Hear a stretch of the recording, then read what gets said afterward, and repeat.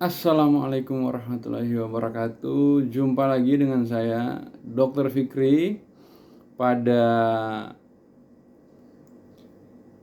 serial diskusi kita.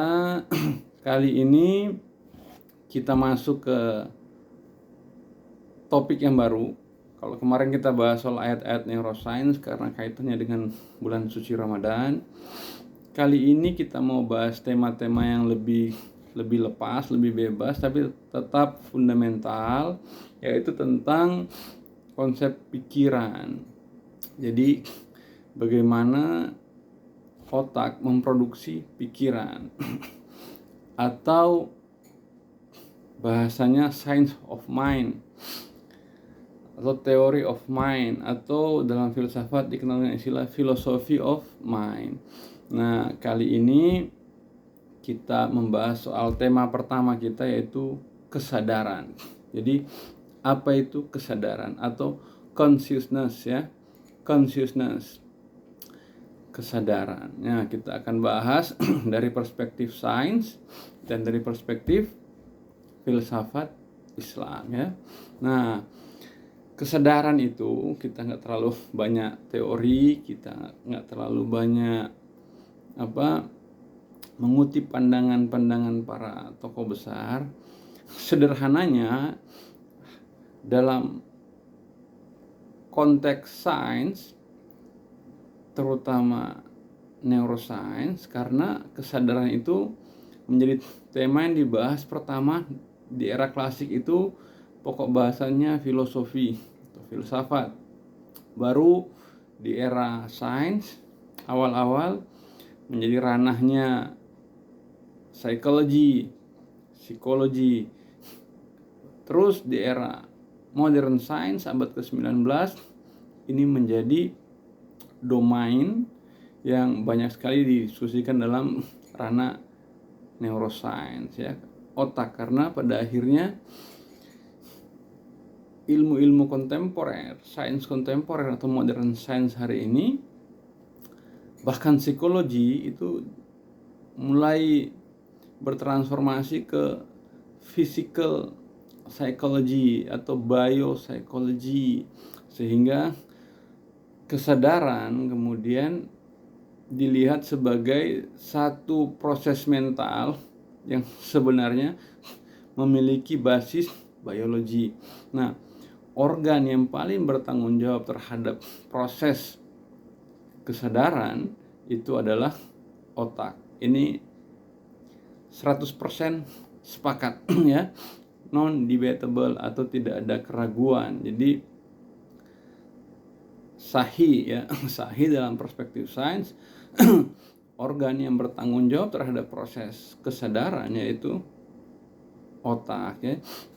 Jadi apa itu kesadaran? Apa itu consciousness? Nah, sederhananya, sadar itu adalah satu proses mental atau satu proses aktivitas pikiran di mana objek dan subjek itu dia terhubung dengan lingkungannya. Reality testing ability-nya positif. Artinya seseorang memiliki kemampuan untuk menilai realitas. Ruang waktu itu dia tahu. Misalnya seseorang, dia tahu dengan siapa dia bicara, di mana dia berada, terus apa yang didiskusikan. Itu yang disebut sebagai kesadaran. Ringkasnya begitu, sederhananya begitu. Karena gejala orang yang dikatakan tidak sadar itu ketika seseorang itu terputus dengan realitas lingkungan. Jadi dia nggak tahu dia ada di mana, lagi dengan siapa. Misalnya seorang di Jakarta, tapi dia tidak tahu bahwa dia berada di Jakarta. Itu namanya tidak sadar atau reality testing ability-nya negatif. Jadi kehilangan kemampuan untuk menilai realitas.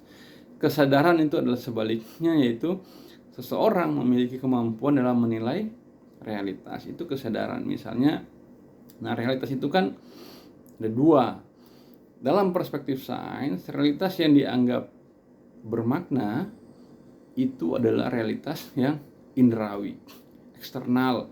Jadi ketika seseorang terhubung dengan realitas eksternal indrawi dan dia sadar dan tahu sepenuhnya tentang situasi dan kondisi yang berkaitan dengan realitas indrawi tersebut, eksternal tersebut, maka seorang itu kita katakan sebagai sadar.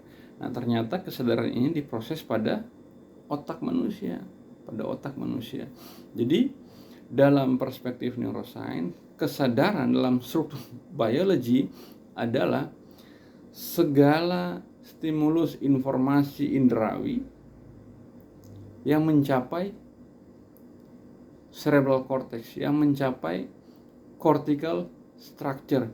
Jadi dalam perspektif sains, kesadaran itu adalah satu aktivitas indrawi atau aktivitas informasi yang diproses pada bagian otak kortikal atau pada bagian otak yang disebut dengan otak sadar. Itu bagian otak yang disebut kortikal. Apapun informasi yang diterima yang belum mencapai struktur otak kortikal itu dianggap belum sadar atau conscious, subconscious, unconscious, ya kan? Jadi subconscious dan unconscious itu alam bawah sadar, sementara conscious itu alam sadar. Nah, conscious ini dia relate dengan cortical structure, sementara subconscious dan unconscious dia relate dengan subcortical structure pada otak, ya. Jadi sederhananya otak itu kita bagi dalam konteks kesadaran, kita bagi dua aja, yang kortikal dan non kortikal. Kortikal itu yang bertanggung jawab tadi yang saya katakan terhadap proses sadar. Orang sadar dia bisa menyadari sebuah stimulus informasi yang dia terima ketika stimulus informasi itu reach struktur otak kortikal. Nah, dari pada saat dia menerima stimulus informasi lewat organ indrawi sampai pada struktur kortikal itu memerlukan waktu sekitar 400 milisecond. Jadi sebelum 400 milisecond, seluruh proses yang terjadi berkaitan dengan stimulus informasi dalam struktur anatomis atau biological structure dalam perspektif sains itu dianggap unconscious proses atau proses yang berlangsung di bawah dalam proses alam bawah sadar. Apa yang kita lihat, apa yang kita dengar, apa yang kita cium, apa yang kita rasa, apa yang kita sentuh, itu akan mencapai dunia sadar kita atau struktur kesadaran kita itu 400 milisecond setelah kita menerima informasi indrawi, ya. Jadi di bawah 400 milisecond semua informasi ini akan diolah di dalam struktur yang terkenal sebagai subcortical structure atau alam bawah sadar. Nah, itu perspektif sainsnya. Jadi dalam kacamata sains, segala macam informasi itu ketika dia mencapai struktur kortikal, maka itu disebut sebagai kesadaran atau consciousness atau awareness. Nah, dalam konteks filsafat Islam justru berbeda. Kesadaran dalam konteks filsafat Islam itu dikaitkan dengan self awareness. Jadi kesadaran diri, rasa awas diri yang berkaitan dengan kesadaran internal, fungsi-fungsi yang sifatnya reflektif atau merujuk ke dalam dunia di dalam sini. Nah, sains itu lebih mengkonfirmasi kesadaran berkaitan dengan dunia di luar sana, ya, indrawi artinya. Sementara dalam filsafat Islam, kesadaran itu banyak berkaitan dengan dunia di dalam sini. Jadi memang ada jarak, ya, ada gap antara kesadaran dalam konteks sains di mana epistemologinya tentu saja, ya, evolusi atau Darwinian paradigm, sementara dalam perspektif filsafat Islam perspektifnya, epistemologinya itu kita pakai tauhid epistemologi yang lebih menekankan dunia yang di dalam sini, ya. Jadi bagaimana kita merefleksi, kita merenung diri, kita menginternalisasi diri kita merasakan lebih ke dalam, ya. Karena ini berkaitan dengan struktur yang dikenal dengan hati atau kolbu. Kolbu itu sebagai sumber kekuatan yang berkaitan dengan kesadaran diri, ya. Ada akal, ada kolbu yang itu reflektif, fungsinya reflektif. Jadi kesadaran yang berasal dari dalam diri, bukan kesadaran yang berasal dari luar diri sebagaimana yang diproyeksikan oleh sains modern. Nah, memang sains modern melihat bahwa segala macam informasi atau segala macam lingkungan atau stimulus indrawi lewat 5 organ indera ini, ketika dia masuk dan mencapai struktur kortikal, itu disebut sebagai kesadaran. Jadi itu kesadaran dalam konteks sains.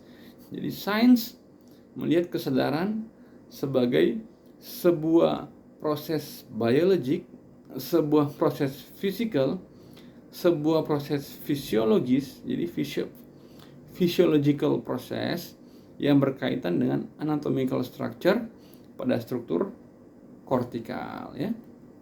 Sementara dalam perspektif Islam, filsafat Islam merelasikan kesadaran ini dengan struktur dalam diri yang kita kenal sebagai istilah kolbu atau hati, yang menjadi sumber pengetahuan, sumber informasi yang otoritatif, yang kuat, di mana kolbu ini dia bisa memproyeksikan, menghadirkan sebuah kesadaran yang sifatnya reflektif lewat kapasitas imajinasi kita dalam konteks visualisasi maupun auditoris, nah, atau lewat refleksi yang dilakukan oleh akal kita yang ada korelasinya dengan emanasi dari akal aktif. Jadi 2, ya, kalau dalam filsafat Islam, yaitu posisi hati dan akal yang ini dikaitkan dengan fungsi refleksi. Nah, kalau kita relasikan konsep hati dan akal ini, akal aktif ini terutama, justru dalam literatur itu erat kaitannya dengan unconscious structure atau struktur alam bawah sadar. Jadi unconscious proses.